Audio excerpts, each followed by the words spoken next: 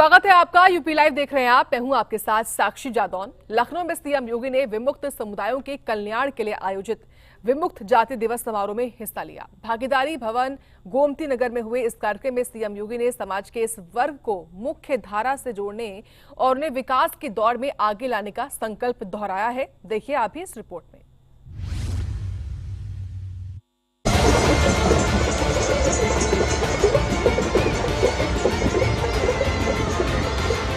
लखनऊ में भागीदारी भवन गोमती नगर में मुख्यमंत्री योगी आदित्यनाथ ने विमुक्त जाति दिवस समारोह में शिरकत की। इस दौरान उन्होंने विमुक्त समुदायों के इतिहास, संघर्ष और योगदान को याद किया। देश के अंदर विदेशी हमलों को रोकने के लिए एक योद्धा के रूप में काम किया था। अपने पराक्रम का लोहा जिन्होंने अलग अलग कालखंड में मनाया था, कभी मुगलों के खिलाफ लड़े थे, फिर अंग्रेजों के खिलाफ लड़े थे, और लड़ते लड़ते उन्हें कभी ऐसी परिस्थितियां हो जाती थी कि युद्ध के मैदान से पलायन करना होता था।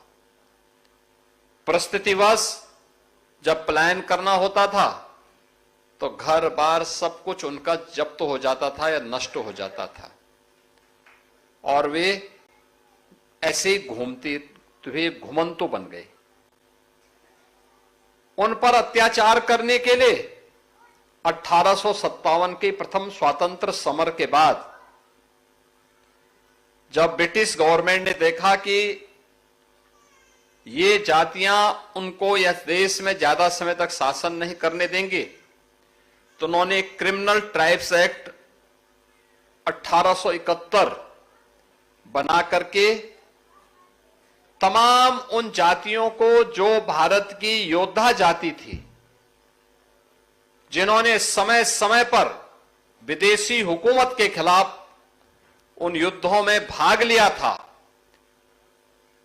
उन सबको क्रिमिनल ट्राइब्स बना करके उनको पूरी तरीके से उनके जीवन के साथ खिलवाड़ करने का काम किया।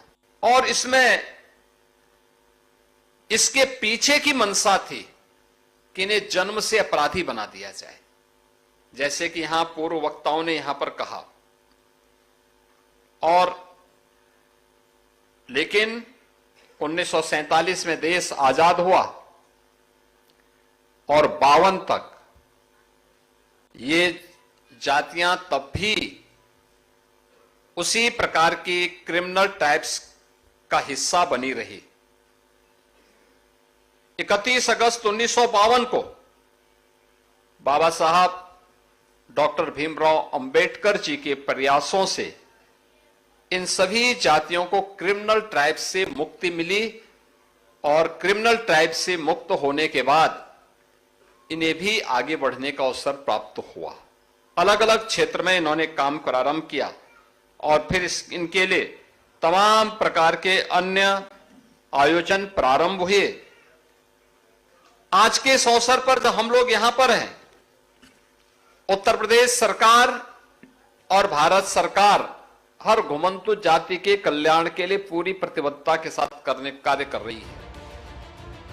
सीएम योगी ने कहा कि समाज का कोई भी वर्ग विकास की दौड़ में पीछे न छूटे, इसके लिए सरकार लगातार योजनाएं चला रही है। उन्होंने अधिकारियों को निर्देश दिए कि विमुक्त समुदायों तक हर योजना का लाभ प्राथमिकता से पहुंचे। आश्रम पद्धति के विद्यालय बना करके उत्तम शिक्षा की व्यवस्था हो सके, इसके लिए 9 जनपदों में अब तक जयप्रकाश नारायण सर्वोदय विद्यालय, रामपुर, फर्रुखाबाद,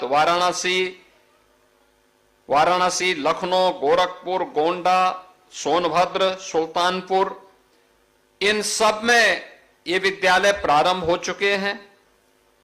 2 आवासीय आश्रम पद्धति के विद्यालय प्रयागराज और लखनऊ में प्रारंभ हो चुका है।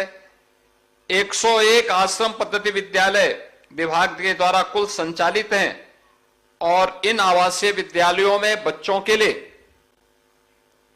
उनके रहने की, खाने की, यूनिफॉर्म की और हर प्रकार की सुविधा, ये सभी प्रकार की सुविधाएं सरकार वहां पर उपलब्ध करवाने का कार्य कर रही है। कार्यक्रम में मुख्यमंत्री योगी ने लाभार्थियों से संवाद भी किया और उन्हें सरकार की ओर से संचालित विभिन्न योजनाओं के प्रमाण पत्र और सहायता सामग्री भी वितरित की। 11 वर्ष में प्रधानमंत्री मोदी जी के नेतृत्व में इन सभी घुमंतु जातियों के कल्याण के लिए केंद्र और राज्य सरकार पूरी ईमानदारी और प्रतिबद्धता के साथ कार्य कर रही है। आज आप उत्तर प्रदेश में देखते होंगे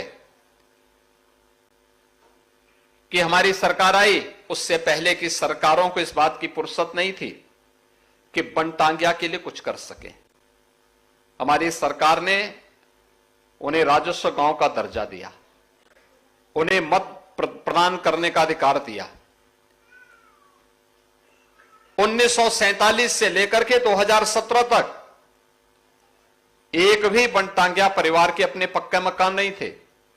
आज उन सबके पक्के मकान बन गए हैं, उनके लिए स्कूल बन गए हैं, उनके लिए आंगनबाड़ी केंद्र बन गए हैं, उनके लिए हॉस्पिटल बन गए हैं। शासन की सभी प्रकार की योजनाओं से उन्हें आच्छादित किया गया है। मुसहर सुविधाओं से वंचित थे, आज उन्हें सभी प्रकार की सुविधाओं से युक्त किया गया है। कोल सुविधाओं से वंचित थे, उन्हें सभी प्रकार की सुविधाओं से युक्त किया गया है। थारू, गौर, चेरो और तमाम अन्य उन सभी जातियों, बुक्सा, सहरिया, इन सब को भी इन योजनाओं से संतृप्त करने का कार्य किया जा रहा है। विमुक्त जाति दिवस के मौके पर मुख्यमंत्री योगी आदित्यनाथ ने साफ संदेश दिया कि सरकार समाज के कमजोर वर्गों के उत्थान के लिए प्रतिबद्ध है। उन्होंने भरोसा दिलाया कि हर योजना का लाभ पारदर्शी तरीके से लोगों तक पहुंचाया जाएगा। ब्यूरो रिपोर्ट, सूर्या समाचार। अब खबर लखनऊ से ही है, जहां एक बड़ा हादसा हो गया है। गुडबा थाना क्षेत्र के बेहटा बाजार इलाके में एक भीषण धमाका हुआ, जिसमें 4 लोगों की जान चली गई, जबकि 6 लोग गंभीर रूप से घायल बताए जा रहे हैं। धमाके की आवाज से पूरा इलाका दहल उठा। देखिए इस रिपोर्ट में।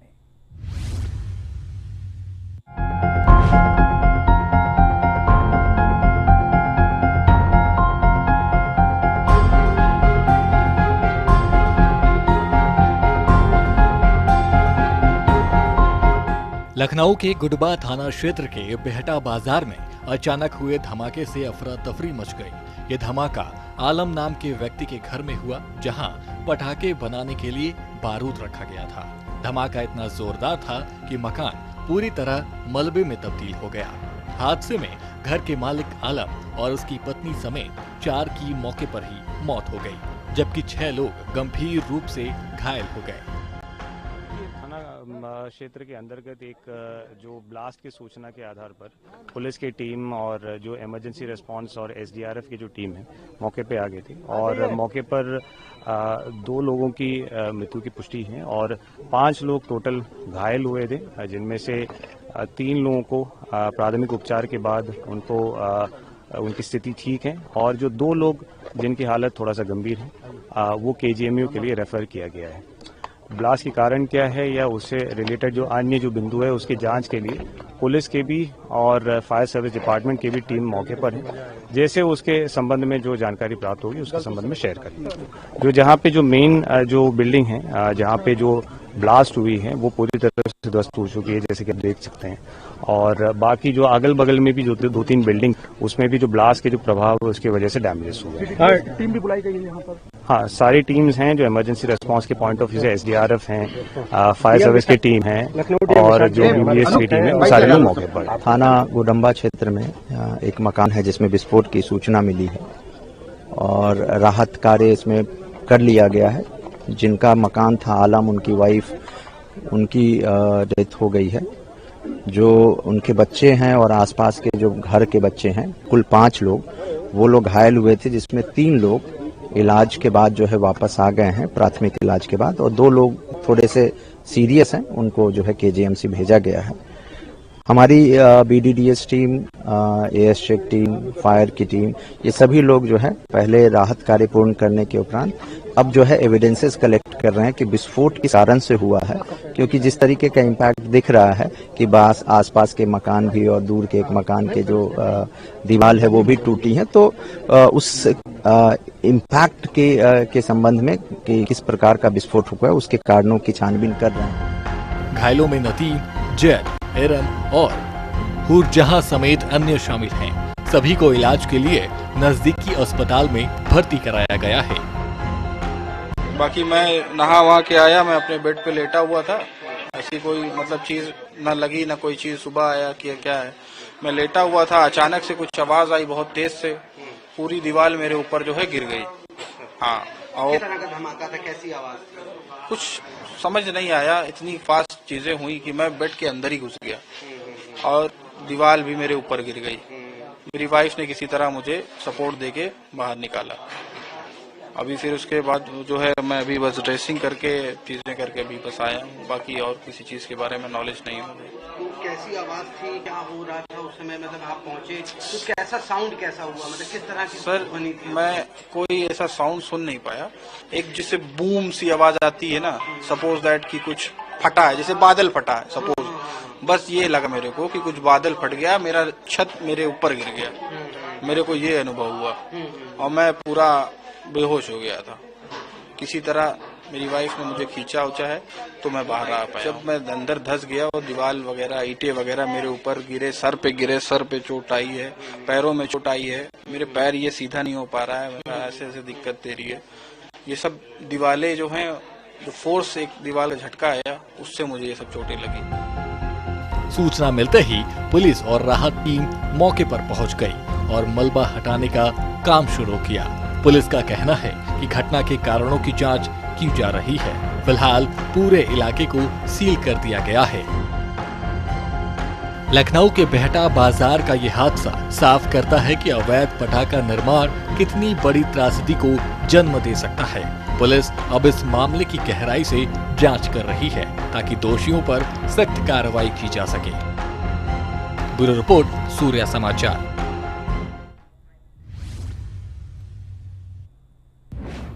उत्तर प्रदेश में पुलिस का ऑपरेशन क्लीन लगातार जारी है। कई जिलों में पुलिस ने अपराधियों के खिलाफ सख्त कार्रवाई करते हुए कई जगहों पर बड़ी सफलता हासिल भी की है, जैसे गाजियाबाद, प्रयागराज, बहराइच और मुरादाबाद, जहां पर पुलिस ने बड़ी कार्रवाई की है। देखिए इस रिपोर्ट में।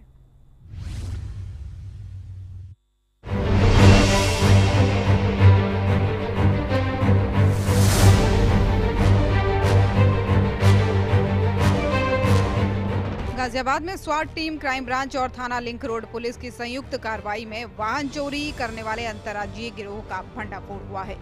पुलिस ने गिरोह के 2 शातिर अपराधियों को गिरफ्तार किया है। आरोपियों से चोरी की गाड़ियां और उपकरण बरामद किए गए हैं। से सूचना प्राप्त हुई कि थाना लिंक रोड क्षेत्र में एक अंतर्राज्यीय वाहन चोरों का गैंग एक्टिव है और इनके पास असलहा भी है। इसी के क्रम में एक ज्वाइंट चेकिंग अभियान शुरू किया गया, जिसमें कमिश्नरेट गाजियाबाद की स्वाट टीम तथा थाना लिंक रोड की भी टीम सम्मिलित हुई। चेकिंग के दौरान 2 4 व्हीलर कार जो सामने से सूर्यनगर रेलवे पुल की तरफ से आती हुई दिखाई दी, इसको रोक करके जब चेक करने का प्रयास किया तो ये भागने लगे ब्रिज बिहार की ओर। जब पुलिस टीम ने उनको घेर करके पकड़ा और ड्राइवरों को उतरने के लिए कहा तो ड्राइवरों ने उतरते ही पुलिस टीम पर अंधाधुंध फायरिंग शुरू कर दी, जान से मारने की नीयत से।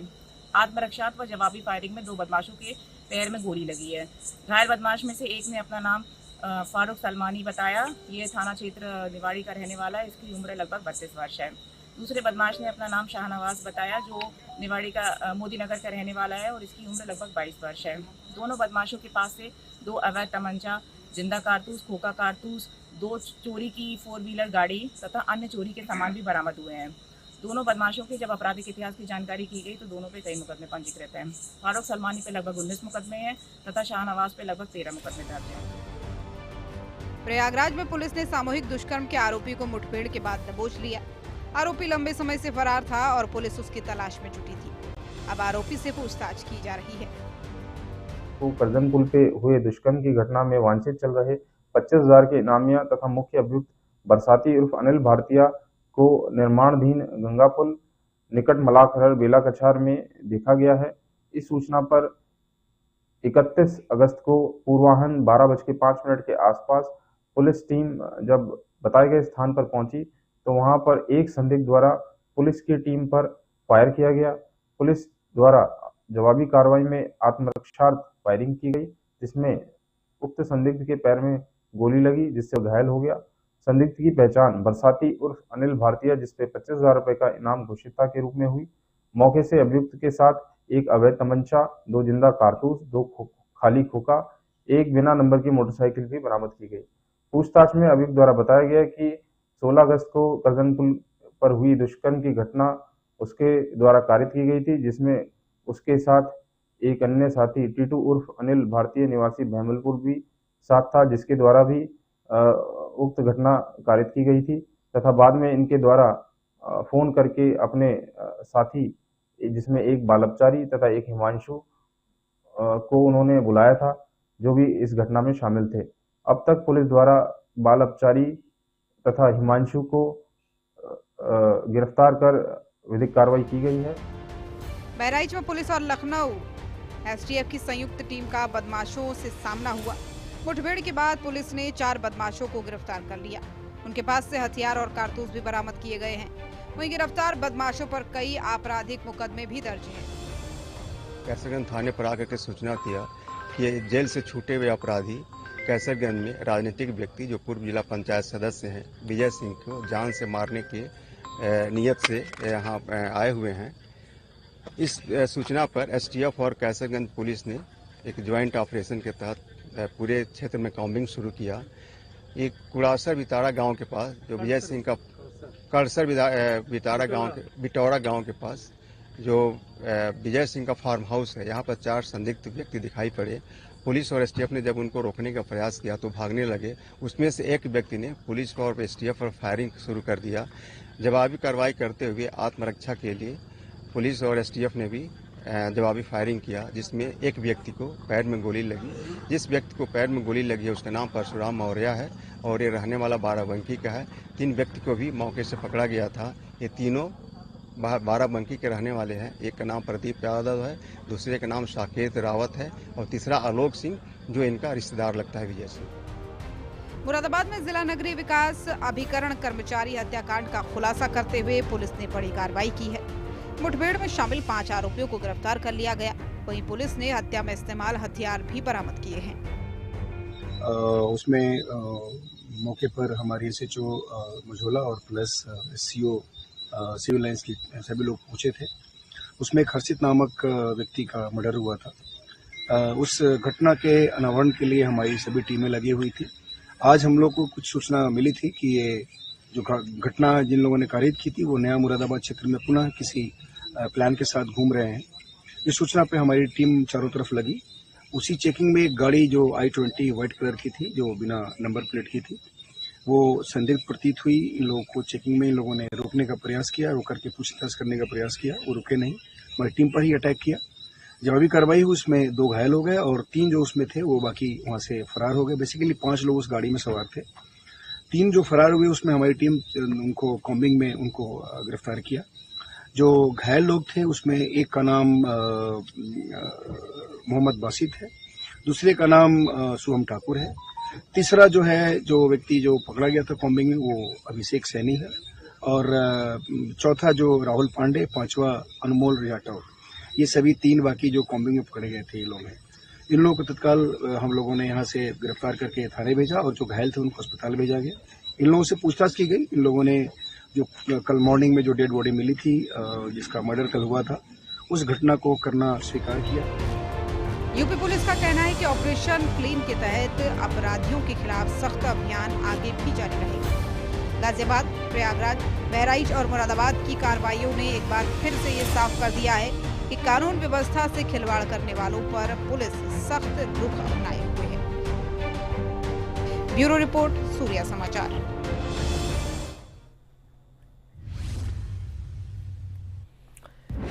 इसी बीच एक बड़ी खबर सामने आ रही है मौसम को लेकर, जहां दिल्ली, यूपी समेत कई अलग अलग हिस्सों में देश के, बिहार भी इसमें है, जहां पर मौसम विभाग ने अलर्ट जारी किया है। दरअसल बारिश को लेकर यह अलर्ट है। कई हिस्सों में भारी बारिश की चेतावनी मौसम विभाग ने दी है। जमकर बरसात होगी। हिमाचल और उत्तराखंड में भी बारिश की संभावना है। हिमाचल के कई जिलों में आज भी स्कूल बंद रहने वाले हैं। बारिश को देखते हुए, क्योंकि वहां पर तो खतरा ज्यादा होता है मैदानी इलाकों के मुकाबले। और फिलहाल मौसम विभाग ने अलर्ट जारी किया है। कई हिस्सों में भारी बारिश की चेतावनी दी है। दिल्ली भी इसमें है, यूपी भी है, बिहार भी है, हिमाचल, उत्तराखंड भी है, जहां भारी बारिश की संभावना जो है वो दर्ज की गई है। हिमाचल के कई हिस्सों में आज स्कूल भी एहतियातन बंद रहने वाले हैं। और इसी खबर के साथ यूपी लाइव में इतना ही। आप देखते रहें सूर्या समाचार।